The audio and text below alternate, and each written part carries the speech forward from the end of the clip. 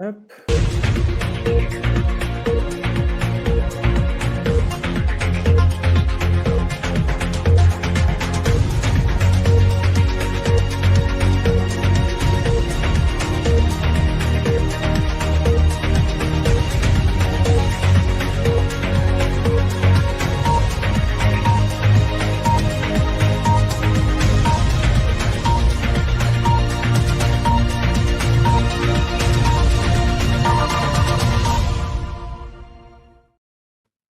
Bonjour à tous. Bonjour à tous, bienvenue. Bienvenue à tous. Petit live aujourd'hui avec Arnaud Net qui est chef de cabine dans une grande compagnie long courrier basée à Paris. Il a été aussi instructeur, recruteur dans cette compagnie. Et puis avec Lise, mon acolyte de Scale Success. Aujourd'hui, Arnaud est avec nous pour nous parler de son, PNC, de son métier de PNC long courrier, son parcours. Arnaud, il a fait plusieurs compagnies, court et moyen courrier, puis du long courrier. Il va répondre à toutes vos questions que vous nous avez posées. On va parler du métier de PNC, comment devenir PNC en 2025, comme d'habitude, de l'anglais, de son métier, des recrutements. Je pense que les personnes sont en train d'arriver. Bienvenue à tous. On voit des élèves déjà, pour certains, des anciens élèves arrivés aussi. Génial. D'ailleurs, comme à chaque live, le temps que vous arriviez tous, on va juste faire un petit sondage. Si vous souhaitez devenir PNC, vous tapez 1. Si vous êtes déjà PNC, vous tapez 2 et vous pouvez mettre le nom de votre compagnie à côté. Et si vous êtes un de nos élèves, tapez 3, comme ça on vous fait un petit coucou. On voit que les personnes commencent à arriver. On a déjà 75 personnes là qui sont connectées. Ça va arriver petit à petit. On est vraiment très, très content de vous voir nombreux aujourd'hui. Alors, n'hésitez pas à interagir. Vous tapez 1 si vous souhaitez devenir PNC, tapez 2 si vous êtes déjà PNC et tapez 3 si vous faites partie de nos élèves. Bonjour Arthur, bonjour Kenza. Il y a pas mal d'élèves à nous. On voit. Salut Maxime. Sofiane, Air France. Coucou Sofiane. Bonjour à tous, bonjour à toutes. Ouais, pas mal d'élèves. On a Coralie qui est avec nous ce soir. On a Sacha aussi. Salut Sacha. Bienvenue à tous en tout cas. Voilà, on est vraiment très heureux de vous voir aussi nombreux aujourd'hui. Donc, si tu es là, c'est que tu veux certainement devenir PNC ou changer de compagnie, peut-être te perfectionner en anglais et réussir tes prochains recrutements, qu'ils soient en français ou en anglais. C'est vraiment ce qui nous passionne avec Lise et toute notre équipe. Donc, merci à tous d'être là. Lise, tu veux nous dire ce qu'on va voir ensemble ce soir, hein? Alors, d'abord, on va poser des questions à Arnaud. On va revenir, comme on a dit, sur son parcours.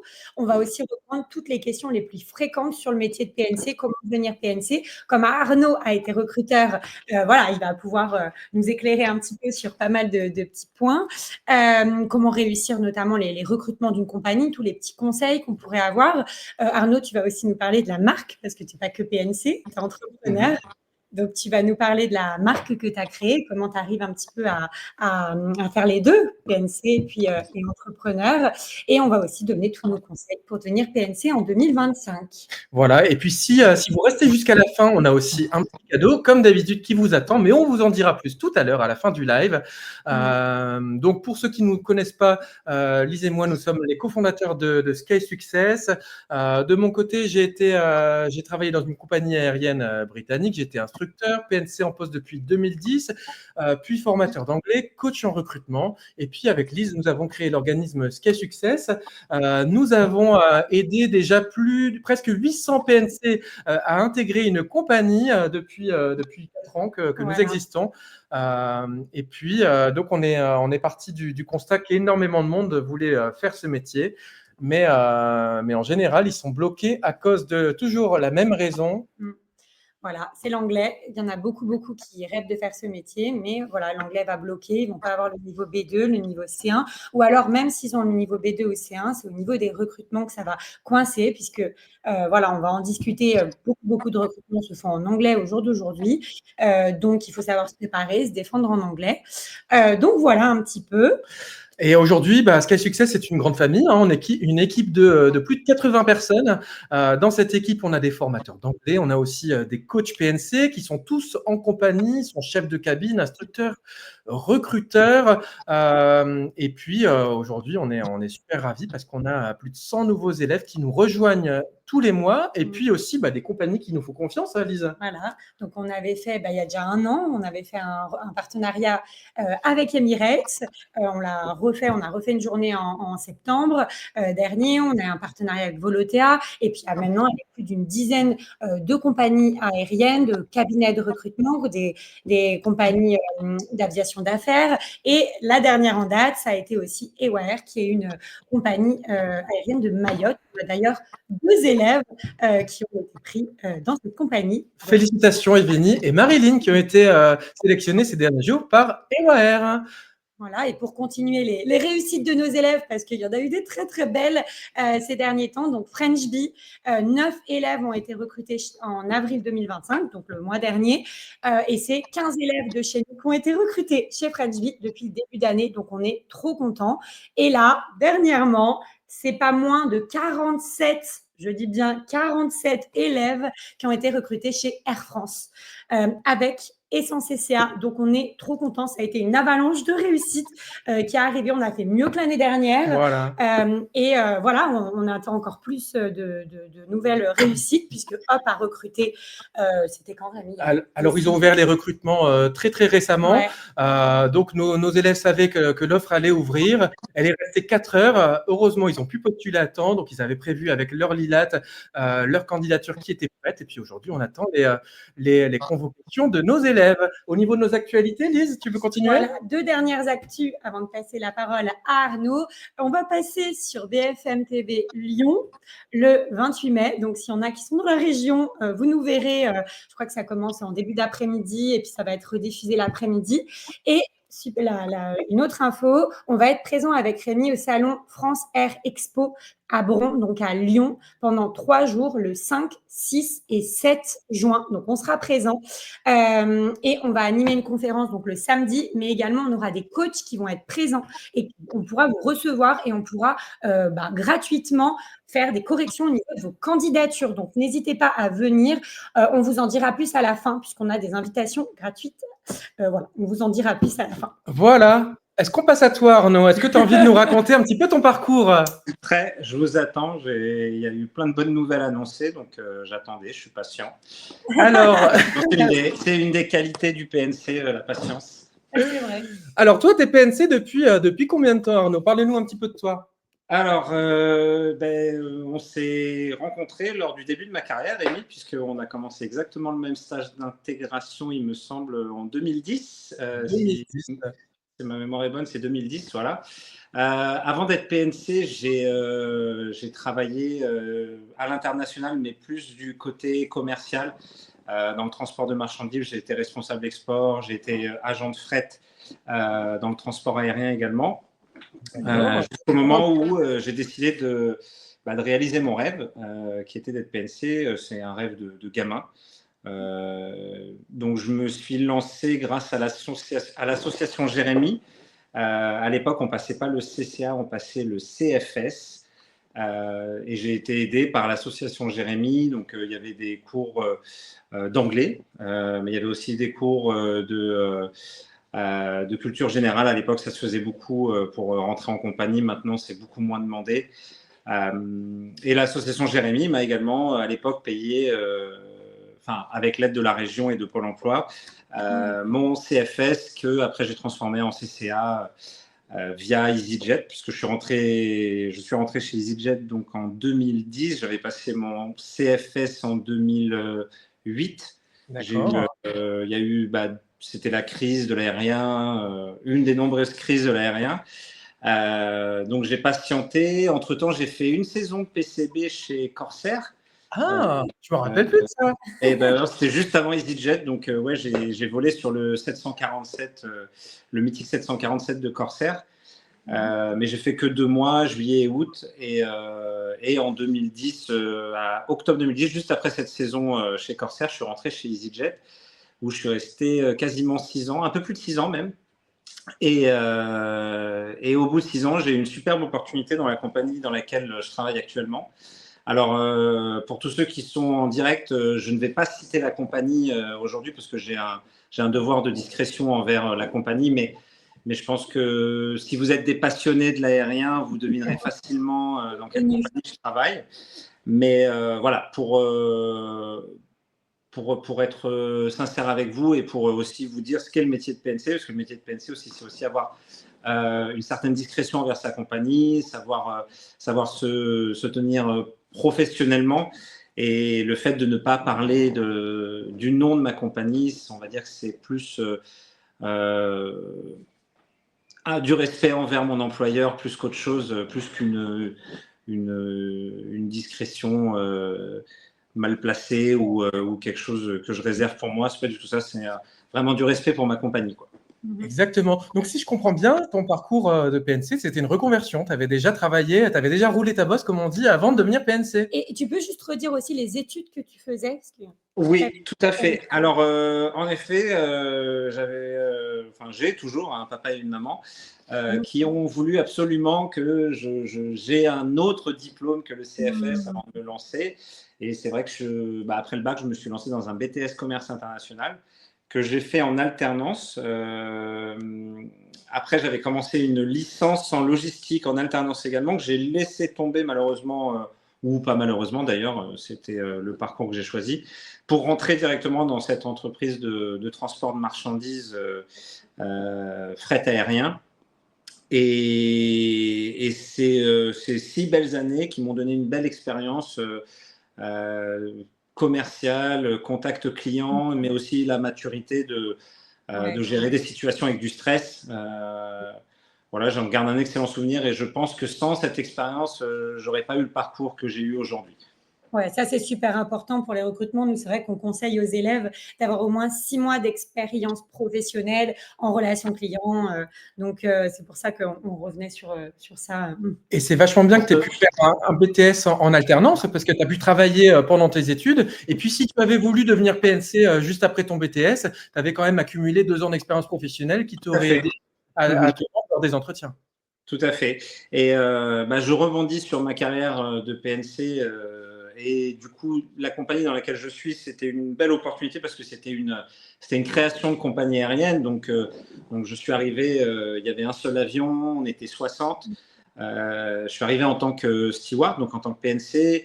Très vite, il y a eu des opportunités de chef de cabine. Donc, au bout de 9 mois, je suis passé chef de cabine sur gros porteur. D'accord. C'était un rêve, c'était vraiment un rêve de gamin. Donc, quand ça s'est arrivé, je me suis dit waouh. Et rapidement, j'ai été aussi line trainer. Donc, line trainer, ça va être de faire les contrôles en vol des compétences des PNC, voir s'ils ont bien assimilé les procédures, s'ils respectent bien les standards commerciaux de la compagnie. Puis j'ai aussi fait de l'instruction au sol. Donc, quand le PNC commence dans la compagnie, il a ce qu'on appelle un SAD ou un OCT ou un OCC, ça dépend des compagnies aériennes. Et là, ça dépend des compagnies, mais ça peut aller entre 10 jours et 3 semaines pour les compagnies qui poussent un peu plus le bouchon.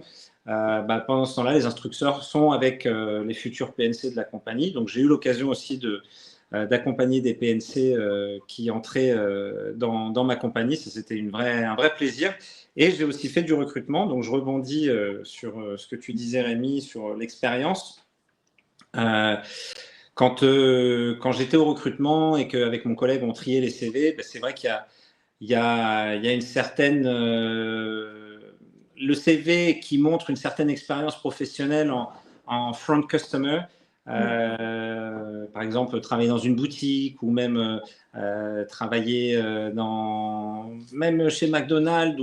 Mais en tout cas, avoir une autre expérience, avoir fait face aux clients dans un autre contexte que l'avion, ces CV-là toujours ressortaient plus. Voilà. Ouais. Et il faut savoir que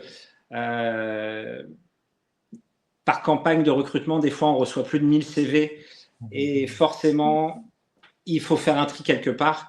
Donc, ce tri se fait souvent sur l'expérience professionnelle et après sur l'anglais aussi. Et puis, bon, bah, après, il y a une part de chance aussi. Faut pas se mentir. Donc, il faut persévérer. Mais on reviendra là-dessus. Tu parlais de l'anglais. Toi, tu as travaillé donc dans deux compagnies où l'anglais, c'est quand même super important, notamment la première, qui est la compagnie où j'ai travaillé avec toi pendant des années. C'est EasyJet. Et puis, par la suite, dans la compagnie où tu travailles toujours, l'anglais, c'est vraiment très, très important. Donc, tu as appris comment l'anglais dans ton parcours? Alors, moi, depuis que je suis gamin, j'étais passionné par l'anglais. J'adorais parler anglais. Enfin, j'adorais étudier l'anglais. On va dire que j'avais certaines capacités, certaines facilités. En tout cas, pour l'écrire, pour le parloter, on va dire, mais pour avoir de vraies discussions, ça s'est fait. Alors, ça s'est fait au fil du temps et aussi après mon BTS commerce international et après mes 5 ans, quasiment 6 ans, donc dans cette entreprise qui faisait du transport international, j'ai décidé de partir 1 an en Nouvelle-Zélande. J'ai fait un petit saut de puce en Australie également pour vraiment me sentir plus à l'aise, perfectionner et réussir à avoir une conversation on va dire, un peu plus élaboré qu'avec ce qu'on nous apprend à l'école ou avec ce que moi j'avais appris au travail au travers de mails, de choses comme ça. Et le fait d'avoir pratiqué pendant 1 an sur place, c'est sûr que ça a tout changé. Je pense que pareil, sans ça, je n'aurais pas été recruté chez EasyJet à l'époque, où les recrutements étaient entièrement en anglais. Exactement. Et c'est vrai que aujourd'hui, dans de nombreuses compagnies aériennes, non seulement on va demander un certificat d'anglais, ce qu'on ne demandait pas cependant à l'époque, lors des recrutements. Aujourd'hui, les compagnies françaises demandent un certificat d'anglais B2, donc qui met l'accent sur le speaking. Ça non plus, on ne le demandait pas jusqu'à il y a peu de temps. Aujourd'hui, on va privilégier les tests qui mettent en avant la compétence expression orale, donc le speaking. Et puis, vous avez quand même pas mal de compagnies aériennes étrangères qui sont souvent basées en France, et puis certaines compagnies aériennes françaises qui vont faire des recrutements entièrement en anglais. Et d'ailleurs, juste un petit point pour pas qu'il y ait de confusion par rapport aux tests, parce qu'on a pas mal de questions par rapport à ça. Il y a 3 tests qui sont, on va dire, mis en avant. On a le TOEIC, le LinguaSkill, le LILAT. Attention, le TOEIC n'est plus, on ne le répétera jamais assez, mais il y a encore des élèves qui arrivent avec un beau TOEIC, ils vont pas pouvoir postuler dans certaines compagnies. Le TOEIC n'est plus accepté par le groupe Air France, donc ni Hop, ni Transavia, ni Air France ne reconnaît le TOEIC. Donc nous, on conseille nos élèves de passer plutôt le LILAT, qui est un test qui est beaucoup plus humain, qui dure 3/4 d'heure, 1 heure. Vous avez un recruteur en face de vous. C'est vraiment focus sur le speaking. C'est beaucoup plus humain. Le LinguaSkill, c'est un test qui va être plus long. C'est 3h30 de test pour passer les 3 compétences qui doivent être réussies simultanément. Le B2 est demandé, pour le groupe Air France. Donc voilà, juste le petit point par rapport au certificat. Si ce n'est pas clair, n'hésitez pas à poser les questions dans le chat. Alors, on a Léonie qui nous a posé une question justement sur le TOEIC dont tu parlais, Lise. Elle nous demandait si le TOEIC était toujours accepté par Air Caraïbes. Alors, on vous disait que le TOEIC n'est plus accepté par le groupe Air France pour les sélections, attention, PNC agent d'escale. Il est toujours reconnu pour les sélections des pilotes. Cependant, pour PNC agent d'escale, le TOEIC n'est plus reconnu. Cependant, chez Air Caraïbes, il va être reconnu, le TOEIC, en plus des autres certificats dont Lise parlait. Attention au TOEIC, chez Air Caraïbes, on va demander aussi l'évaluation du speaking. Donc, avec le speaking, tout comme pour le LinguaSkill, listening, reading, speaking. Si vous décidez de passer le LILAT, toutes les compétences vont être évaluées. Exactement. Et vous allez avoir une note globale à la fin des 3/4 d'heure. Et là, il y a une question dans le chat. C'est le LILAT et le LinguaSkill, au jour d'aujourd'hui, est reconnu par toutes les compagnies. Mais les compagnies françaises demandent un test de langue. Les compagnies internationales ne demandent pas de test de langue, mais les recrutements sont en anglais. Et il faut avoir au moins un niveau B2 en speaking pour pouvoir répondre correctement à toutes les questions. Donc, je me permets de rebondir parce que j'ai fait des recrutements. Et vraiment, en fait, le recruteur, ce qu'il va chercher, c'est le naturel de la personne. Donc, si vous n'êtes pas à l'aise avec l'anglais, vous n'allez pas être naturel. Et ça, c'est important. Il faut vraiment que vous vous sentiez à l'aise. Et pour être à l'aise, il faut être naturel. Et du coup, il faut avoir des connaissances et des compétences en anglais qui sont vraiment obligatoires. Exactement. Au quotidien, dans la compagnie où tu es, toutes les procédures, si je me trompe pas, sont en anglais. Le recrutement va être en anglais. Donc là, c'est la langue de travail, en fait. Alors, la totalité de nos manuels, là où je travaille, sont en anglais. La communication avec les pilotes se fait en anglais. Les phraséologies de standard operation se font en anglais. D'ailleurs, je le dis même en anglais, tellement je suis formaté. Au-delà de ça, la compagnie pour laquelle je travaille a une clientèle, une forte clientèle américaine. Donc, du coup, pour pouvoir résoudre certains conflits avec des passagers ou tout simplement faire son métier de PNC et être chaleureux et être accueillant avec le passager, il faut parler sa langue pour pouvoir échanger avec et lui donner l'impression d'avoir un service unique, on va dire. Bien sûr.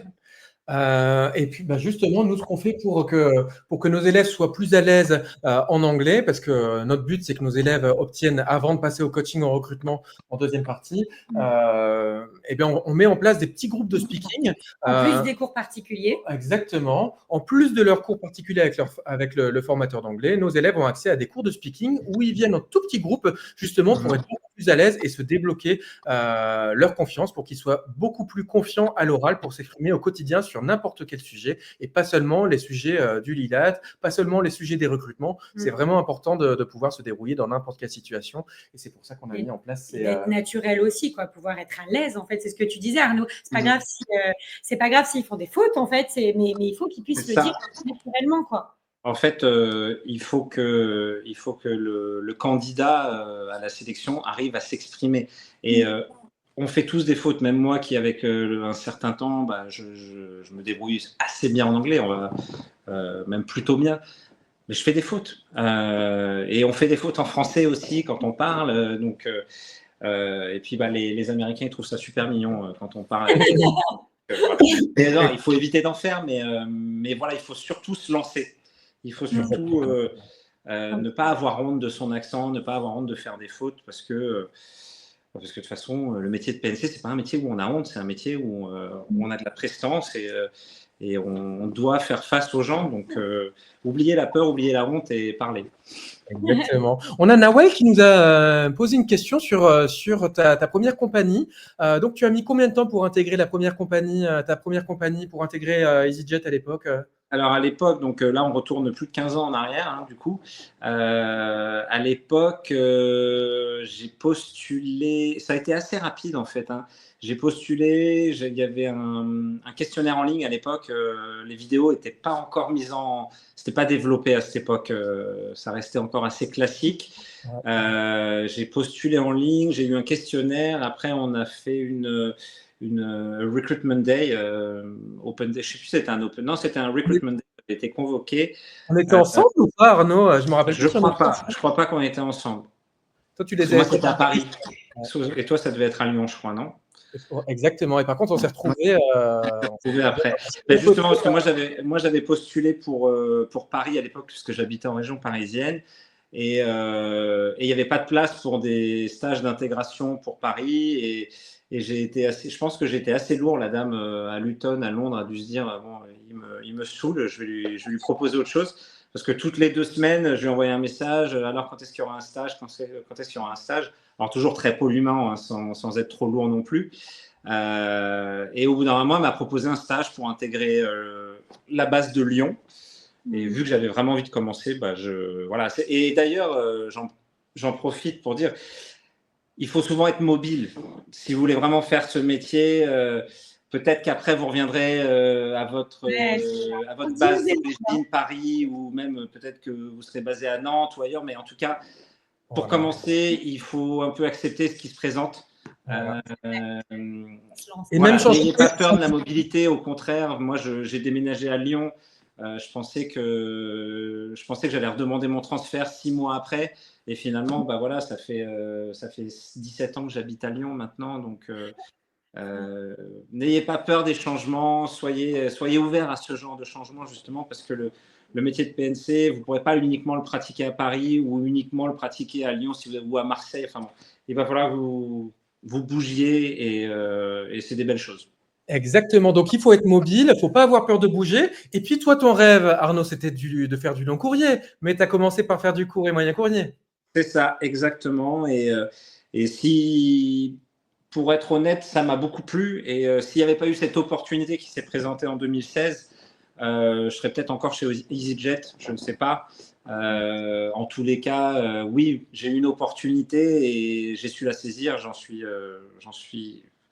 Et là, encore une fois, c'était de la persévérance parce que j'avais envoyé mon CV une première fois. J'avais pas eu de nouvelles et puis bah, je traînais sur les forums et je voyais que les gens ils recevaient des réponses.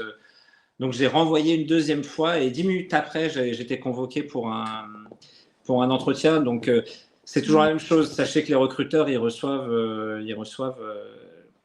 des milliers, des centaines, des milliers de candidatures. Donc des fois il suffit que vous envoyez votre candidature au bon moment et voilà. Donc persévérer. Et puis, il ne faut pas être figé sur une seule compagnie. Arriver en Non. disant, voilà, moi, je veux que cette compagnie et pas d'autres. En fait, nous, ce qu'on essaye d'expliquer aux élèves, c'est, comme tu disais, déjà d'être mobile, d'être flexible, mais aussi pas se dire, ah ben, je baisse les bras parce que j'ai eu un refus dans telle compagnie. Et avoir des belles expériences, comme tu le dis, même si souvent les élèves nous disent, moi, je veux le long courrier, je veux Air France, ça peut, hein. On a plein de. Nous, on a 45 élèves qui ont été. Je vais te donner un exemple. Moi, quand j'ai passé mon CFS, donc le CCA, aujourd'hui, à l'époque, tous les gens qui étaient avec moi dans l'association Jérémy, ils voulaient tous Air France. En tout cas, les 3 quarts. Tout le monde voulait Air France. Et je crois que sur 16 ou 20 personnes, on doit être 2 à voler aujourd'hui. Parce que tous les autres attendaient Air France, Air France, Air France. Et en fait, quand Air France a recruté, leur CFS n'était plus valable. Donc, oui, parce qu'ils n'ont pas recruté pendant des années. Exactement. Ouais. Donc n'attendez pas une compagnie en particulier. Postulez partout où ça recrute. Je crois qu'il y avait des questions sur les candidatures spontanées d'ailleurs. Voilà, on en parlait là-dessus. Exactement. Moi, mon point de vue, des candidatures spontanées, Arnaud. Moi, mon point de vue, c'est que les candidatures spontanées, il faut les faire dans les compagnies qui les acceptent. Faites-les. Maintenant, je sais que par exemple, la compagnie où je travaille, on n'ouvre même pas les mails de candidature spontanée. Je sais que par exemple, EasyJet, c'est uniquement sur des campagnes précises. Il reste très peu de temps, hein, ces campagnes. Comme Hop et Air France, voilà, c'est quelques heures. Et il faut, en fait, je pense que plus que la candidature spontanée, il faut être aux aguets. Il faut se tenir au courant, il faut être sur les forums, il faut être sur les groupes. Voilà, il faut être vraiment au courant de ce qui se passe. D'ailleurs, je crois que vous faites pas mal d'annonces sur les recrutements qui ouvrent. Rémi fait des annonces officielles, mais il y a des annonces non officielles. C'est-à-dire qu'on a un groupe privé de tous nos élèves et c'est sur ce groupe-là que Rémi poste quotidiennement quand il y a des bruits de couloir, quand on sait que des compagnies vont potentiellement recruter, comme pour Hop, nous, des jours avant, mais voire des semaines, on savait, des semaines avant, voilà, on savait qu'ils allaient recruter. On a dit aux élèves, préparez avec vos coachs, vos CV, vos candidatures, et on a su, voilà, nos petits filons, on a su que la compagnie allait recruter et ça arrive régulièrement. Et toutes ces opportunités, etc., on les met sur ce groupe-là. Et c'est vrai que cette offre est restée 4 heures. Donc, pour toutes les personnes qui attendaient, qui n'avaient pas forcément prévu leur CV personnalisé, leur lettre de motivation, ou qui n'avaient simplement pas fait leur certificat d'anglais, etc., malheureusement, voilà, ça peut coincer. Donc, il faut être prêt, il ne faut pas louper les opportunités. Il y en a. On ne peut pas dire qu'il y en a beaucoup. Donc, il faut laisser surtout. Enfin, ça dépend, c'est par période. Il y a des périodes où tout le monde recrute et il y a des périodes où. Moi, quand je suis rentré dans l'aérien en 2010, c'était une légère reprise, mais il n'y avait que EasyJet finalement qui recrutait à l'époque. Ouais. Et voilà, j'ai eu l'occasion de rentrer chez EasyJet, mais si je n'avais pas saisi cette opportunité, peut-être que j'aurais laissé tomber mon projet, peut-être que, je sais pas, il faut saisir les opportunités, il faut aller où ça recrute, il ne faut pas faire la fine bouche, parce qu'en plus, vous verrez, chaque compagnie a ses avantages, et on rencontre surtout des gens géniaux, quoi. Enfin, ça fait partie du parcours de vie et du parcours professionnel. Moi, je suis passé chez Easy, j'ai rencontré des gens super qui sont encore mes amis aujourd'hui, qui font d'ailleurs partie de mon cercle d'amis de tous les jours. Et pourtant, c'était maintenant il y a 16 ans en arrière. La compagnie dans laquelle je suis actuellement, j'ai rencontré des gens qui sont maintenant partis. Et pourtant, c'est toujours des amis aujourd'hui. Donc, n'hésitez pas, faites des rencontres, allez dans des compagnies que vous imaginiez pas. Ne restez pas focalisé sur Air France ou French Bee. Je sais que ça fait beaucoup rêver. Essayez d'aller partout. Et un jour, vous atteindrez votre objectif, c'est sûr. Mais il faut travailler avant. Est-ce que tu veux nous parler d'une journée dans ta vie de PNC? C'est ce que nous demande Dia TNR. Une journée typique, hein, comment se déroule une journée typique dans ta compagnie, en tout cas une mission? Alors, écoute, je vais te parler de ma journée de demain alors, parce que demain je pars à New York.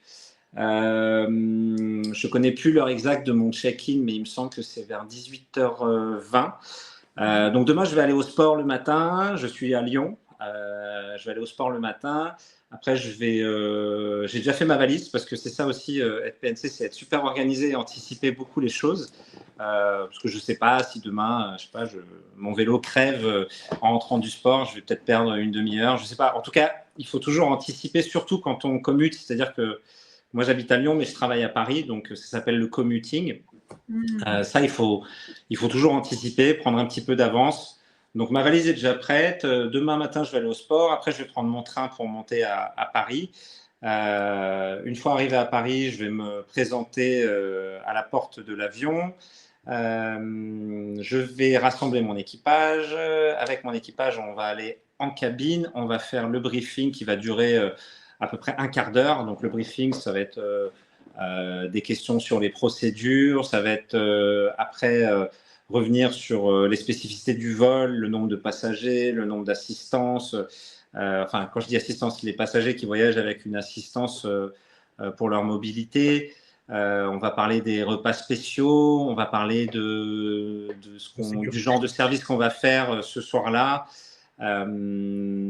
Voilà, on va donner les objectifs du vol. Il peut y avoir des objectifs spécifiques, par exemple,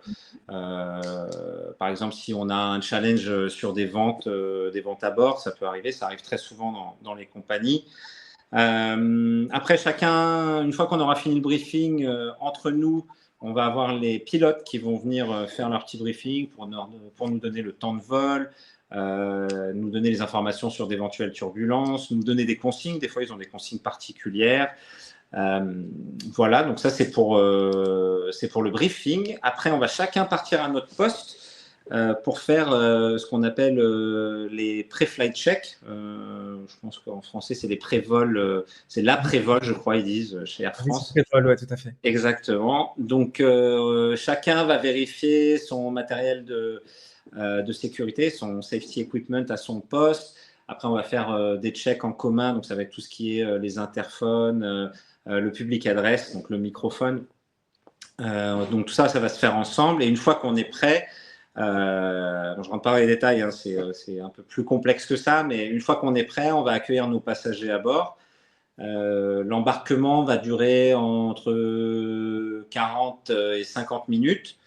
Dès que tout le monde est à bord, on va fermer la porte. On part vers la piste de décollage, on décolle et on prendra la direction de New York. On fera un premier service avec un repas chaud.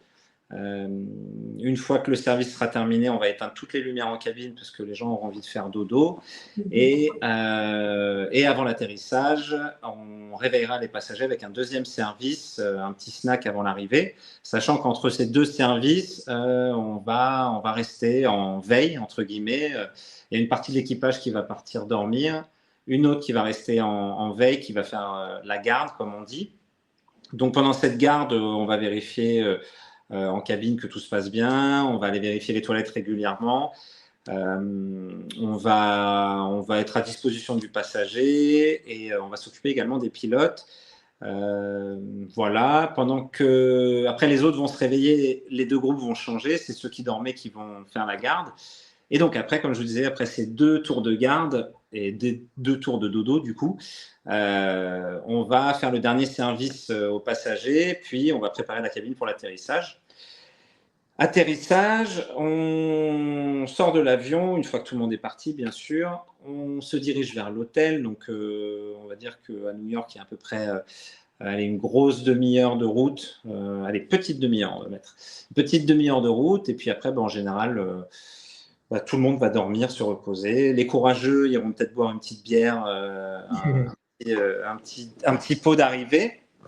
Les moins courageux ou les plus fatigués ou tout simplement les plus sages iront dormir directement.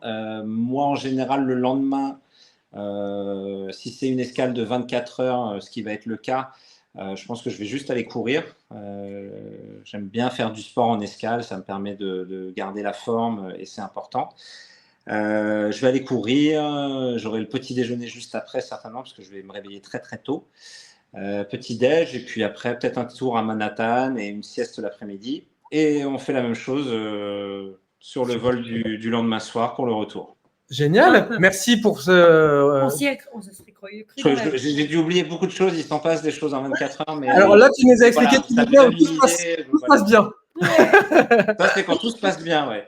Quand tout se passe bien. Alors après, avec PNC, c'est aussi savoir gérer des problèmes de sécurité qui peut arriver en tout genre, des problèmes médicaux, etc. Et tout ça, on l'apprend dans une formation qui s'appelle le CCA. Et on a justement Thomas qui nous demande si c'est obligatoire de passer son CCA pour postuler en compagnie et si il vaut mieux avoir son CCA DGAC ou EASA pour postuler. Je vais faire un petit point rapide sur ça déjà de manière très objective. Les compagnies européennes ou internationales ne demandent pas de CCA. C'est-à-dire que EasyJet, par exemple, on parlait d'EasyJet, les compagnies du Golfe, Emirates, Qatar, Etihad, Suisse, etc., ne demandent pas de CCA. C'est-à-dire que vous pouvez postuler avec son CCA et que vous ayez ou pas un CCA, vous allez le repasser en interne de la compagnie. Pour les compagnies françaises, vous avez certaines compagnies qui vont recruter avec ou sans CCA. On parlait d'Air France tout à l'heure ou de Hop. Par exemple, Air France et Hop ont recruté des CQP dernièrement et c'était ouvert avec et sans CCA. Mais après, voilà, bien évidemment, il y a certaines compagnies type French Bee, type Air Caraïbes, etc., qui vont demander le CCA. Donc, ce n'est pas ce n'est pas obligatoire dans toutes les compagnies de postuler avec un CCA. Le CCA, c'est une attestation qui est obligatoire pour voler. En tant que PNC. En tant que PNC. Je peux faire une petite parenthèse parce que, par exemple, moi, je connais beaucoup de gens qui ont commencé chez EasyJet. Et EasyJet, du coup, forme au CCA, donne le CCA aux salariés qu'il vient d'embaucher. Ce CCA que vous passez chez EasyJet ou dans une autre compagnie qui va vous former, quand vous voulez changer de compagnie, après, il est à vous, il est dans votre poche et il est valable Après, si vous voulez postuler, vous faites, je sais pas, 1 an, 2 ans chez EasyJet. Si vous voulez postuler après chez French Bee, le CCA est valable. Si vous voulez postuler chez Air Caraïbes, le CCA sera valable également. Donc, ça peut être aussi une façon, si financièrement, vous n'avez pas les moyens forcément de vous payer un CCA ou si vous n'êtes pas... si ce n'est pas votre objectif premier, si votre objectif premier c'est voler, postulez dans les compagnies européennes qui ne demandent pas le CCA et vous le fourniront. Voilà. Exactement. Il va être valable pendant une durée limitée, Arnaud. 5 ans. 5 ans, voilà. Après avoir eu ce certificat ou alors après le dernier vol en compagnie. Par exemple, si vous volez chez Ryanair pendant quelques années, hop, vous décidez de partir de Ryanair, vous avez 5 ans pour profiter de ce CCA qui va être à jour. Voilà.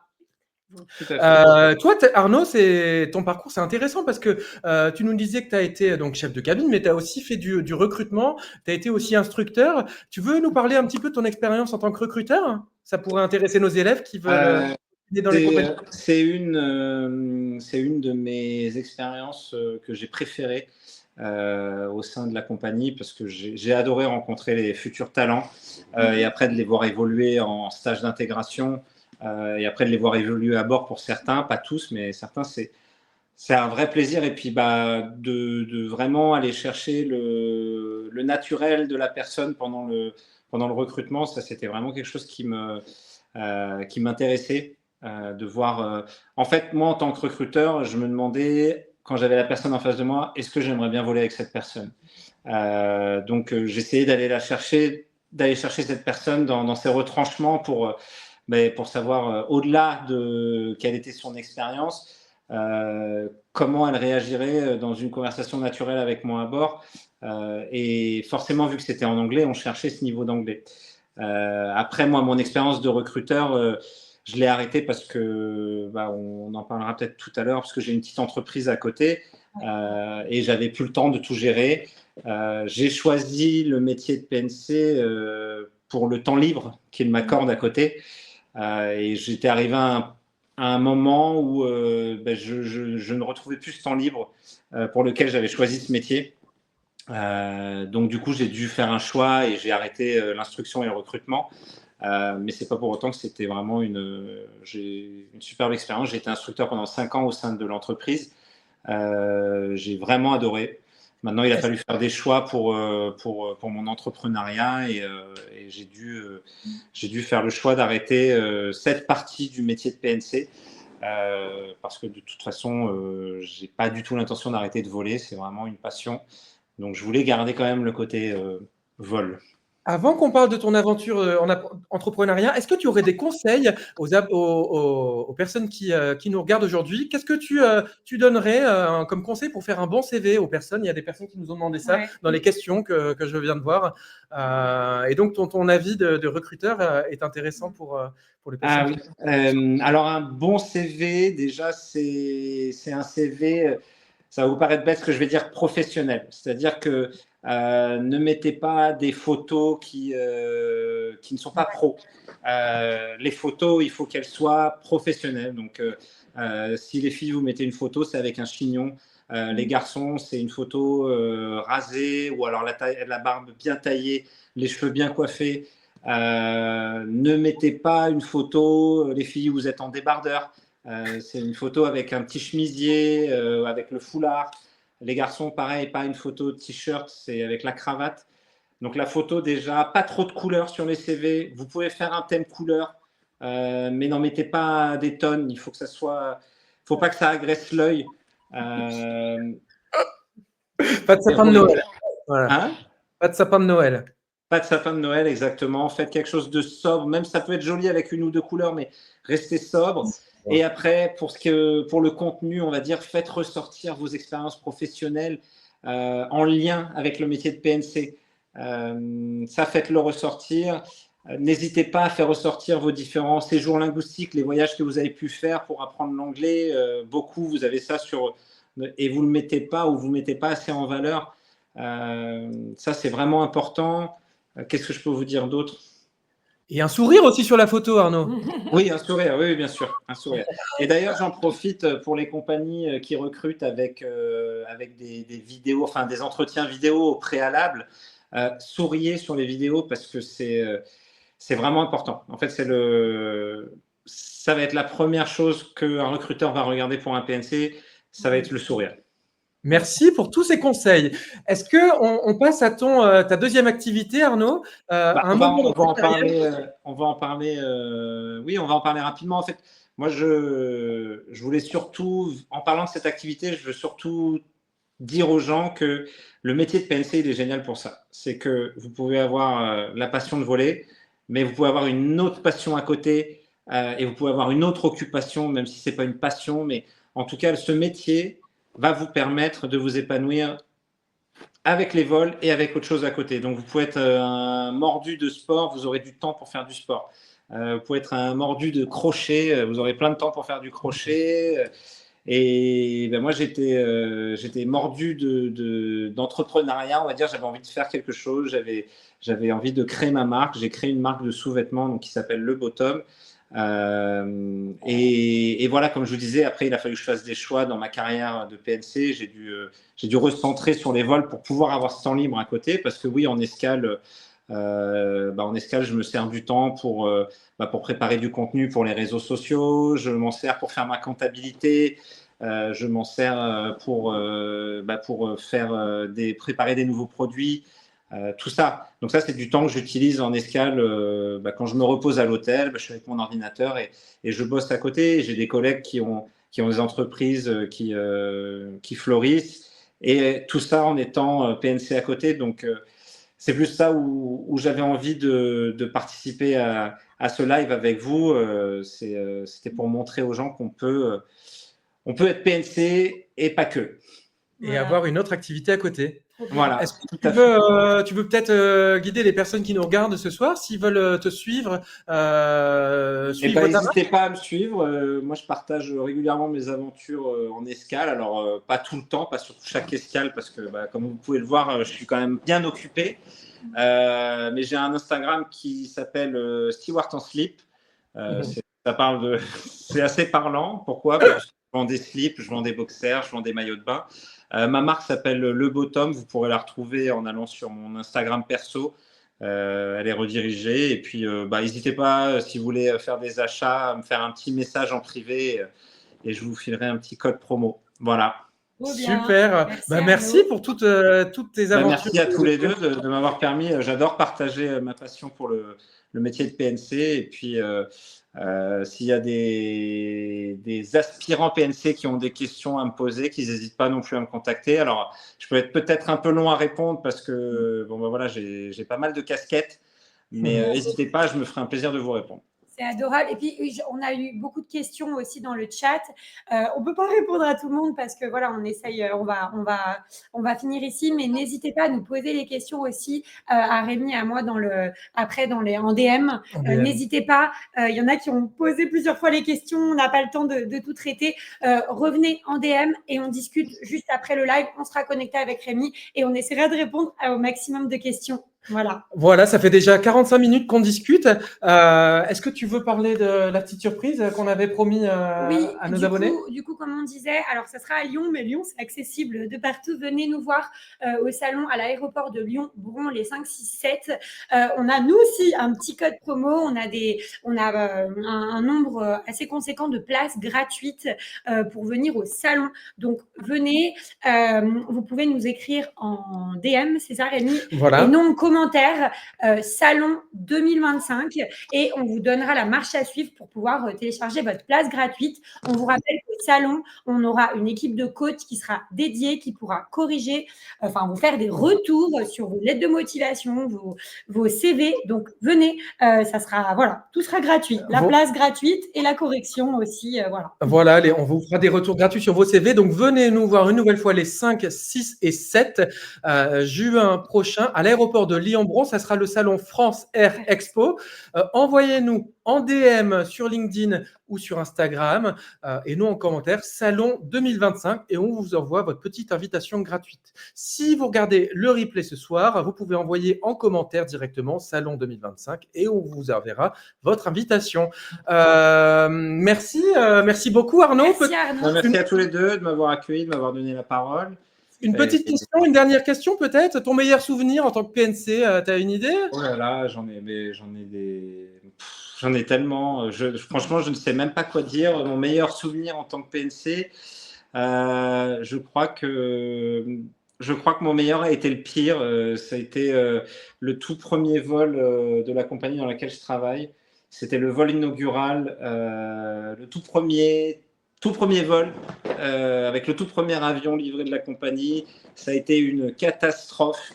Ça a été une catastrophe, mais pour moi, c'est un souvenir impérissable parce qu'on avait fait un travail d'équipe tellement extraordinaire que finalement, on avait tous sortis avec le sourire, même les passagers qui avaient bien vu qu'on galérait, mais de fou. Je crois que j'ai fini débarrasser le premier service. J'étais en premium à l'époque. J'ai fini de débarrasser le premier service que j'ai dû commencer le deuxième service avant l'atterrissage. Pour vous dire à quel point c'était catastrophique, mais même les passagers ont dit vous avez du mérite parce qu'ils avaient compris que c'était le premier vol et que c'était donné à fond. Et j'en garde un très bon souvenir parce j'ai cru que j'allais pleurer, mais en même temps on rigolait tellement c'était ouais. Et voilà, c'est ça aussi l'aérien, c'est des j'ai mon truc qui tombe. C'est ça aussi l'aérien, c'est des moments galères mais qui se transforment en super souvenirs à la fin. Donc voilà. Merci beaucoup pour ce super partage d'expérience. Merci à tous. Merci à vous. nombreux. Et puis, n'hésitez pas à suivre Arnaud sur son Instagram. On vous dit à bientôt. À bientôt. Excellente soirée à vous tous. Merci d'avoir été très, très nombreux ce soir. Et Ouais. n'hésitez pas à nous poser vos questions en DM. On revient en DM. À bientôt. À bientôt à Ciao, tous. au revoir tout le monde. Ciao. Merci encore Arnaud. Ciao, merci à toi.